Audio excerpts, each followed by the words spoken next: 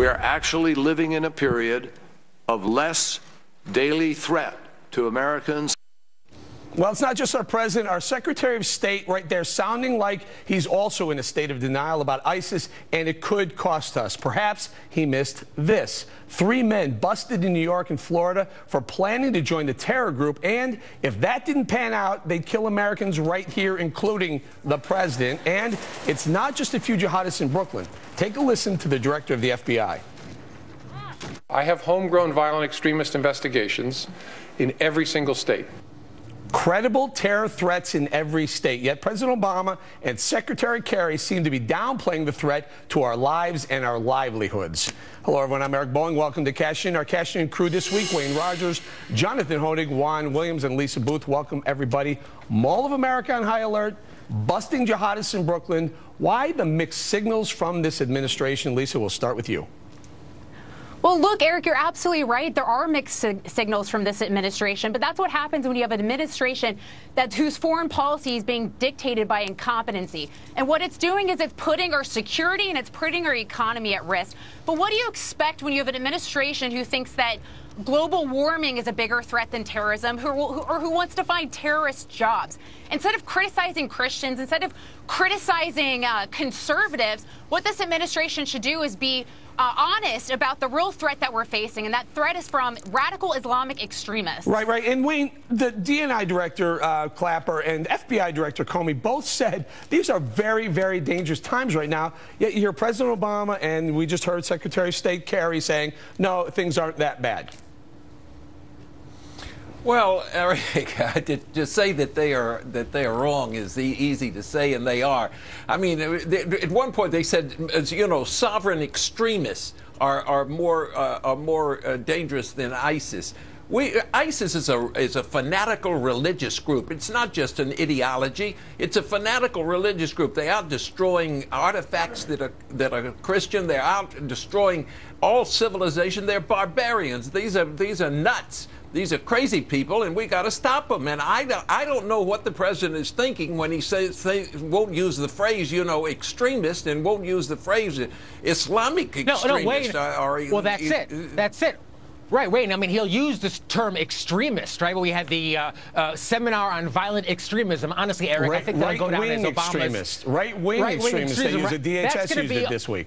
That's going to be Obama's no new taxes. The message has been, look away. I mean, don't even say the term Islamic extremism, Islamic terrorism. You know, it's ISIL, it's ISIS, it's violent extremists. I mean, it's evading, what, 30-plus years of Islamic terrorism, the declarations of war, the beheading, I mean, the murder of an atheist by Islamists this week, I mean, the bombings, the hijackings. The message is simply look away, and that's why we've continued to lose what is a war against the West and the U.S. Wayne, I know you want to jump in. Let me Well, to your point, go ahead. To your point, it's religious fanaticism. That's what it is, religious fanaticism. It's Islamic fanaticism. That's it's all Islam. well When you and say good. religious, that's fine. I think we're all going to be in agreement here, including our libertarian Juan. But the question is, how could Secretary of State honestly stand there and say, I think this is a period where America is safer than we've been in a long time? Because he's got the metrics on his side. If you're talking about a military, a war, no. If you're talking about tribal war, no. We are safer than we have been, I think, for the last 100 years. As far as what is concerned, Juan, what are you talking about? Are you talking about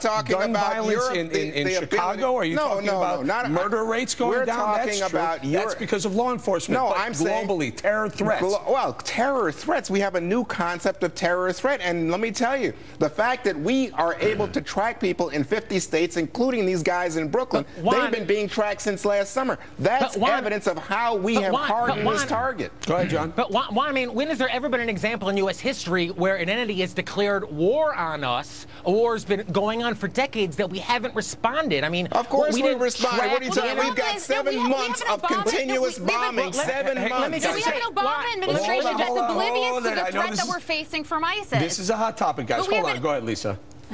We have an administration, the Obama administration, is completely ignorant to the threat we're facing from ISIS. ISIS now controls more territory than the United Kingdom, despite bombings, despite our attempts to thwart ISIS's movements and taking more ground. They're continuing to gain more ground. They control 1/3 of Syria. And we have an administration that is completely oblivious, and they would rather attack Christians, they would rather attack conservatives. They name the threat that we're facing, and that's from Islamic extremists. If I can just answer very quickly, I mean, Juan says we've been bombing. Look, we could wipe out Islamic extremism in 24 hours, maybe 48 hours, if we actually took the threat seriously. But we don't. We can't even say the name, and that's why we continue to lose. Let me just say, you know what? The way you guys talk, you would raise my blood pressure. I got to call my doctor. Juan, the way you because talk you're scaring me, we want to keep and you're America scaring safe. the audience. You're scaring me, and the this Obama is why administration President as well. Obama has said, you know, we have to be realistic in terms of who we're fighting. Remember, they don't even have 20,000. Hang on, Lisa. Hang on. We don't even have 20,000 people in ISIS, ISIL, whatever it is. Don't make them out to be so large that they are the equivalent of what we had to mount in this country to fight Nazis or fight extremists or, you know, the imperialists in Japan. It's just not that. Just totally disagree. But Juan, totally alternatively, don't make them so small that we are oblivious to threats that we're facing. I'm just trying to be proportional. That's what you're doing. Guys, Wayne, let's not forget. Hold on. Let me bring Wayne in here. President Obama, about a year ago right now to this day, called ISIS the JV team. Now, we all know, we talked about it a lot, that he was way off base. But at some point, you have to stop downplaying this. In fact, at one point in the last month or so, President Obama said, we have to stop overinflating their existential threat to the United States. Really? Because there are a lot of people who are dying, and there are a lot of people who are worried. Wayne, I'm sorry, go ahead. Well, once again, Eric, I think he's out of touch with it. He won't face up to the fact that this is a religious fanatical group, that they're directing their attacks against certain people, and they're very well organized. This is not just some ill-organized, you know, outburst that's taking place. They're well organized. They're militarily trained. They're trying to get inside every government in the world, and we're not facing up to that. You've got to have a policy that says, I'm out to destroy you if you're out to destroy me. You can't just ignore it. This is not an ideological fight. Wayne, doesn't he have just that policy? Didn't he say his policy is to destroy ISIS? No, But it's not destroy. At what point do words matter, though? At what point do words matter? Guys, John it's to degrade and ultimately destroy. Okay, Lisa. That's been our attitude. Well, no, my point to Juan is, at what point do the president's words matter? This is someone who laid down a red line and never followed through. This is a president who continuously, and same thing from the administration, that continuously misspeaks. A president and an administration that said ISIS was JV. A president who said that the global war on terror is over when it is alive and well. At what point do the president's words matter? The president's words matter greatly, but so do your words, and it just sounds like you're on a political rant. You know, there are people who are seriously engaged in trying to stop ISIS, trying to stop terror, and there's, you know, the fact that we busted these 3 guys in Brooklyn this week. Good news. You guys should celebrate. Maybe good news. Maybe we should have let him go back, and maybe we should have followed him, although we don't have a good history of following things. Remember when we tried to follow a few guns, Fast and Furious, into Mexico? Couldn't even track a couple of guns. All right, we have to leave it right there, but you can continue the conversation right now on Twitter. Hey, View Crew, we launched the hashtag #WakeUpAmerica 3 weeks ago, and it's been a massive success. In fact, the hashtag, which was virtually dormant before we launched, has become a go-to hashtag for conservatives everywhere, even when we're not on air.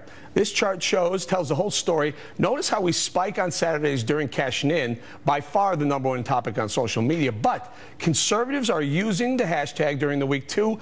That hashtag, #WakeUpAmerica, was a top volume topic every single day of last week. We're shaping the conversation and the debate in America right here. Wake Up America on all your tweets. Coming up, the president may be downplaying ISIS, but he's taking a hard stance against ICE. His warning about consequences for immigration officials that has a lot of legal Americans fuming.